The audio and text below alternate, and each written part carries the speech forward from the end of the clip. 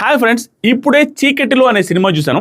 Amazon prime లో ఈ రోజు రిలీజ్ అయింది. ఈ మూవీలో మెయిన్ లీడ్ గా శోభితా ధూళిపాల గారు యాక్ట్ చేశారు. ఓవరాల్ గా ఈ చీకటిలో అనే మూవీ స్టోరీ ఏంటి, డైరెక్షన్ ఎలా ఉంది, యాక్టర్స్ ఎలా యాక్ట్ చేశారు, నాకు ఎలా అనిపించింది అనేది క్లియర్ గా 1 by 1 మాట్లాడుకుందాం. ఈ చీకటిలో మూవీ స్టోరీ ఏంటంటే సింపుల్ స్టోరీ, నీట్ గా చెప్తాను, తర్వాత అన్ని మాట్లాడుకుందాం. స్టోరీ ఏంటంటే ఈ సినిమాలో ఒక అమ్మాయిని ఒకరు రేప్ చేసి మర్డర్ చేస్తారు. ఆ అమ్మాయి ఈ సినిమాలో మెయిన్ లీడ్ అయిన సంధ్య ఫ్రెండ్. సంధ్య క్యారెక్టర్ లో యాక్ట్ చేసింది శోభితా ధూళిపాల గారు. దీంట్లో శోభిత గారు ఒక క్రైమ్ జర్నలిస్ట్ గా యాక్ట్ చేస్తారు. కానీ ఆవిడకి ఆ జాబ్ చేసేటప్పుడు సెల్ఫ్ సాటిస్ఫాక్షన్ ఉండదు. ఏదో లోపించింది, ఏదో వీళ్ళు ఏరే డైరెక్షన్ లో తీసుకెళ్తున్నారు, మనం అనుకున్నది వేరు, ఇక్కడ జరుగుతున్నది వేరు అని దాంట్లో అసంతృప్తి ఉంటుంది. ఆ టైంలో ఆవిడ ఫ్రెండ్ ని మర్డర్ రేప్ చేసి ఒకరు చంపేస్తారు. దాని గురించి ఆవిడ ఏం చేస్తారంటే ఆ మర్డర్ అండ్ రేప్ గురించి పోలీసులు ఇన్వెస్టిగేషన్ స్టార్ట్ చేస్తారు. చనిపోయింది ఇవిడ ఫ్రెండ్ కాబట్టి శోభిత గారు కూడా ఒక పాడ్కాస్ట్ స్టార్ట్ చేసి ఆ పాడ్కాస్ట్ లో భాగంగా వాళ్ళ ఫ్రెండ్ చనిపోవడానికి రీజన్స్ ఎవరు, చంపేసింది ఎవరు, రేప్ చేసింది ఎవరు, ఈ డీటెయిల్స్ కనుక్కోవడం కోసం ఆవిడ పర్సనల్ గా ఇన్వెస్టిగేషన్ చేసి దాంట్లో పర్సనల్ ఇన్వెస్టిగేషన్ డీటెయిల్స్ అన్ని కూడా ఆ పాడ్కాస్ట్ లో ఎవ్రీడే రిలీజ్ చేస్తుంటారు. ఈవిడ ఇన్వెస్టిగేషన్ సినిమాలో పోలీసుల కంటే ఫాస్ట్ గా ముందుగా వెళ్తూ ఉంటది.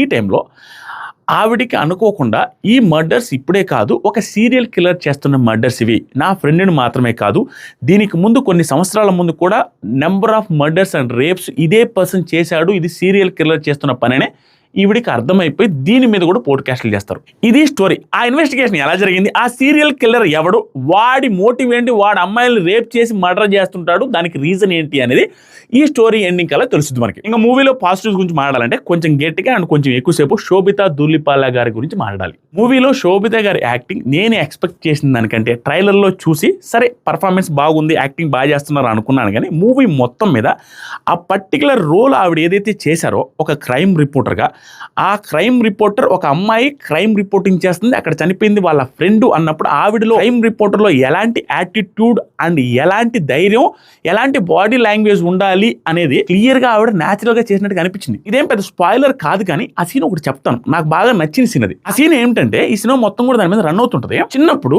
ఆ అమ్మాయిని కొంతమంది టీస్ చేస్తారు, తెలియకుండా అక్కడక్కడ టచ్ చేయడం ఇలాంటివి చేస్తారు. ఆ టైంలో చిన్నప్పుడే ఆ అమ్మాయి ఏం చేస్తుంటే, అంటే శోభిత గారు చిన్నప్పుడు క్యారెక్టర్, ఆవిడ ఏం చేస్తుంటే పోలీసులకి వెళ్ళి కంప్లైంట్ చేద్దామంటది. వాళ్ళ ఇంట్లో వాళ్ళు కానీ వాళ్ళ పేరెంట్స్ కానీ వద్దు, నువ్వేంటి, నువ్వు ఆడపిల్లవి, నువ్వేంటి కంప్లైంట్ చేసేది అనే దాని మీద ఉంటుంది.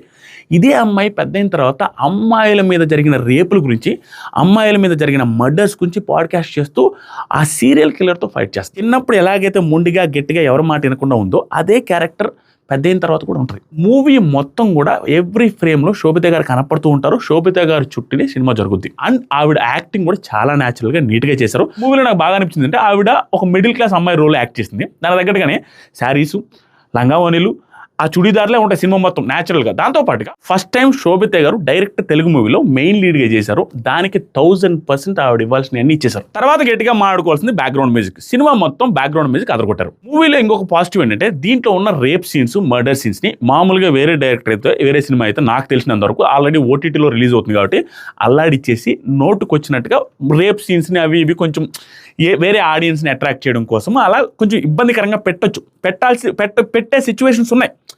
బట్ ఈ సినిమాలో ఆ రేప్ మర్డర్ సీన్స్ ఏవైతున్నాయో మరీ ఘోరంగా చిన్నపిల్లకాయలు చూడలేరురా, ఫ్యామిలీ ఆడియన్స్ చూడలేరురా, అరాచకం రా. ఎందుకంటే సినిమా అంతా కూడా రేపులు మర్డర్స్, దాదాపుగా 20-30 రేపులు మర్డర్స్ మీద జరుగుతున్న సినిమా అయినా కూడా అంత ఇబ్బందికరంగా ఆ సీన్స్ని షూట్ చేయలేదు.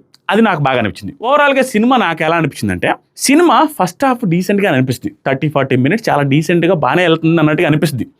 కానీ సెకండ్ హాఫ్కి వచ్చేసరికి ఏంట్రా దాని చుట్టే తిప్పుతున్నాడు అన్న ఫీలింగ్ వస్తుంది. దాంతోపాటుగా ఎండింగ్ ఏదైతే ఉందో క్లైమాక్స్, ఆ ట్విస్ట్ చాలా బాగుంటుంది నాకు అనిపించింది. అట్లీస్ట్ నాకు తెలియదు, ఎందుకంటే మీకేమనిపించింది అది మీరు కామెంట్ చేయండి. నాకేమనిపించింది అంటే సీరియల్ కిల్లర్ని కనుక్కోవడమే సినిమా స్టోరీ. మామూలుగా మనకు గెస్టులు ఉంటాయి కదా, వీడే ఉంటాడే, కానీ నేనైతే అది గెస్ట్ చెప్పిన పలానా వాడు సీరియల్ కిల్లరా, నాకు అసలు మైండ్లోకి రాలేదు కదా ఆ పర్సన్ అన్నట్టుగా అనిపించింది.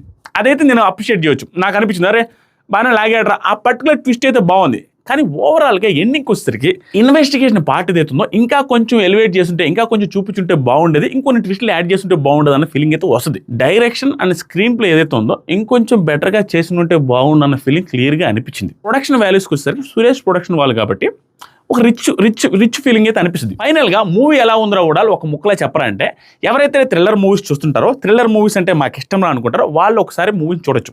మూవీ మీద ఓవర్ ఎక్స్పెక్టేషన్స్ పెట్టుకోకుండా చూడండి, శోభిత గారి పర్ఫార్మెన్స్ కోసం చూడొచ్చు.